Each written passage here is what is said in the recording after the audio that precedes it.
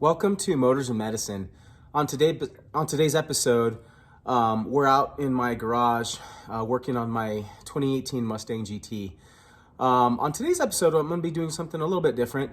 I'm actually going to be making a change to the battery. And you might be wondering why I'm in the back of the car. And something that I stated in a previous video about, I think, my racing is that when you have a car like this that has a lot of weight over the nose of the car, you try to shift as much weight to the back as possible for weight transfer when you're doing launches or hard racing, that kind of thing. And it increases the car's handling capabilities as well. So first and foremost, I did a battery relocation kit to the trunk of the car, and I used a Watson Racing trunk relocation kit. It's a really, really high-end kit. Made specifically for these Mustangs. And I did that a while back just because I wanted better weight transfer. Now, the issue that I've run into is that because my car sits for long periods of time, I don't drive it during the winter months, the battery doesn't do its job at staying super fresh. And then when I do try to start it in the wintertime, it tends to drag and lag a little bit. But that's happening for two reasons. The first is that I'm not running the car very often, and so the battery kind of loses a little bit of its charge. And the second reason is that when I relocated my battery from the engine compartment down into the trunk back here, the length of battery cable is literally the full length of a car. So it takes a little bit of time for the electrons from the battery to get all the way up into the engine compartment and help kind of crank over, get into the starter and crank the engine over. So it drags a little bit anyway.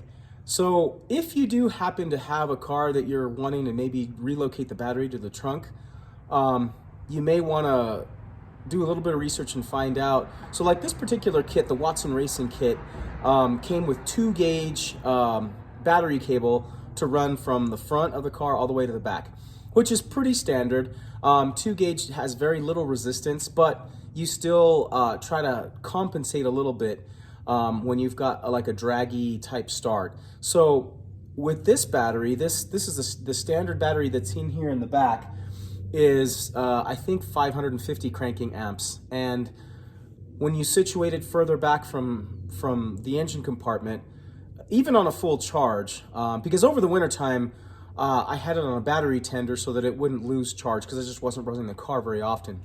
And even with a full charge being off the battery tender, it still dragged a little bit because it's having to travel a longer distance to get to the point of destination. The electrons have to travel further. So the offset for that is to increase the cranking amps, and so this battery has 550 cranking amps, and the battery I'm going to be replacing it with has 750. So it's got a little bit more cranking amps, and the battery that I chose is different than this standard battery. This particular battery is a traditional lead acid battery that I just bought at whatever auto store. Now, the battery that I am replacing it with is an Optima Yellow top.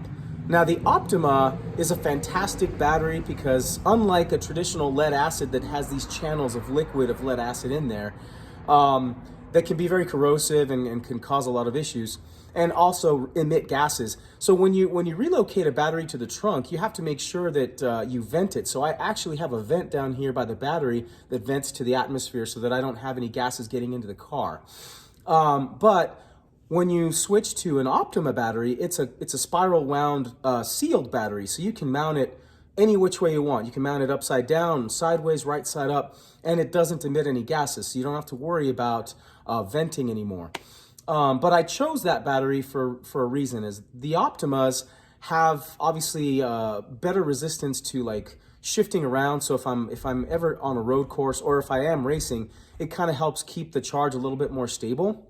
But more so than that, the Optima, this one that I purchased is a yellow top, and the yellow top is really good for it's like a heavy draw, or like in cases where you're not going to be using the car as often as you might think, or if there's a lot of downtime, or like here in Utah, you know, we have long winters, so I just don't drive this car in the wintertime as much, so I'm not starting it as much.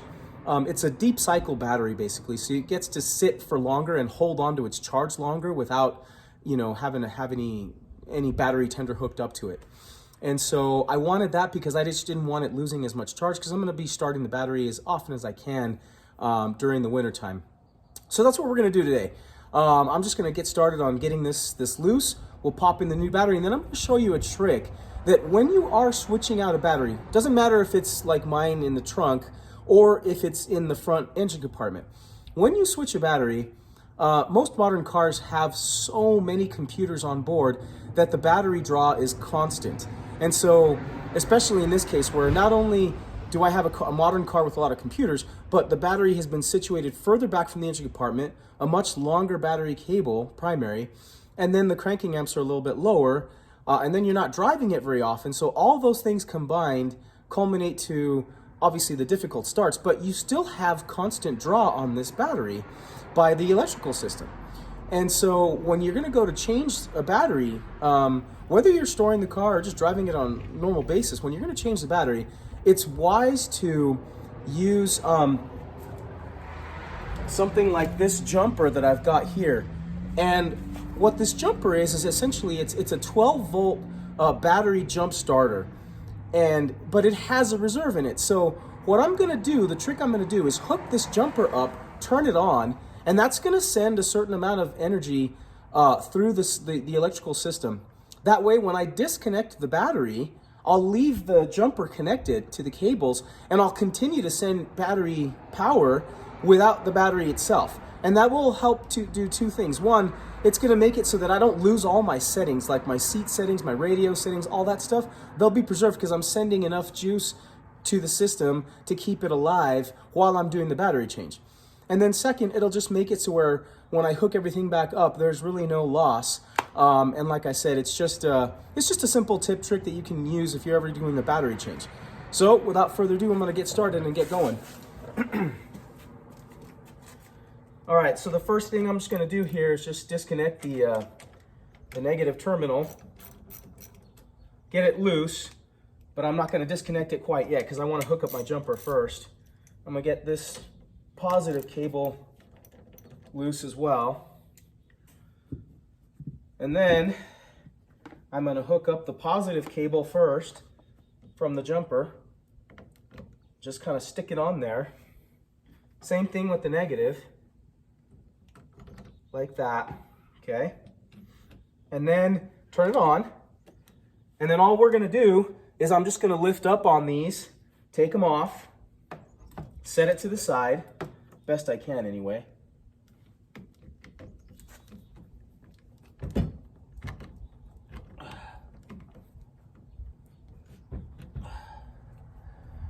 Maybe.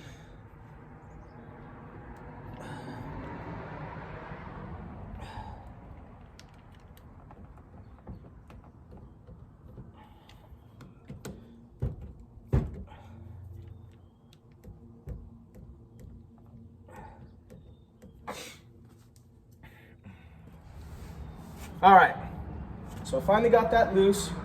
And like I said, just kind of hold it out of the way. So now the battery's free. I loosened up the retainer for the battery. And now it's just real simple. I'm just going to move the battery out of the way.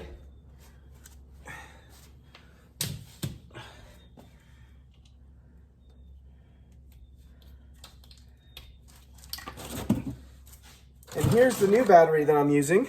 This is the Optima Yellow top spiral core battery. So I'm just going to move this into position here.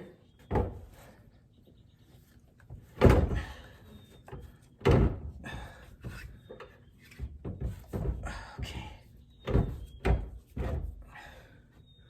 There we go.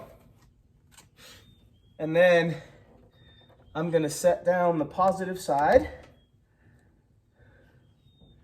Then I'm going to set down the negative side.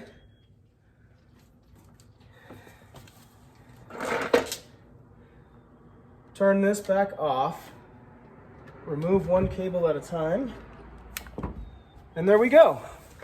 So now I've done the switch, and hopefully this new battery will work better at managing the charge, because it's a deep cycle battery, hopefully I won't have those issues with the battery kind of losing charge all the time and me having to constantly use the battery tender.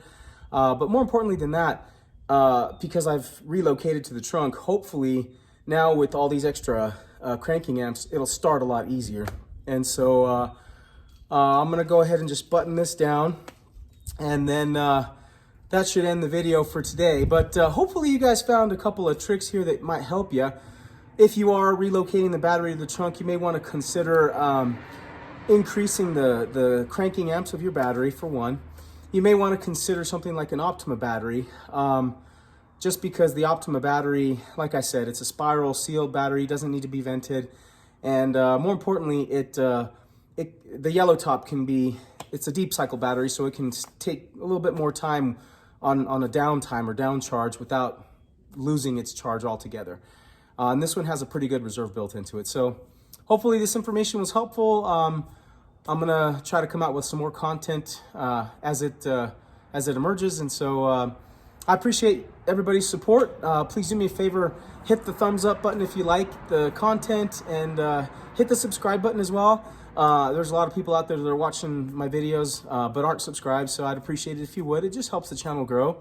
And then I'll see you guys on the next one. We'll either do some more car stuff, maybe do a little bit more medicine, but we'll see how it goes.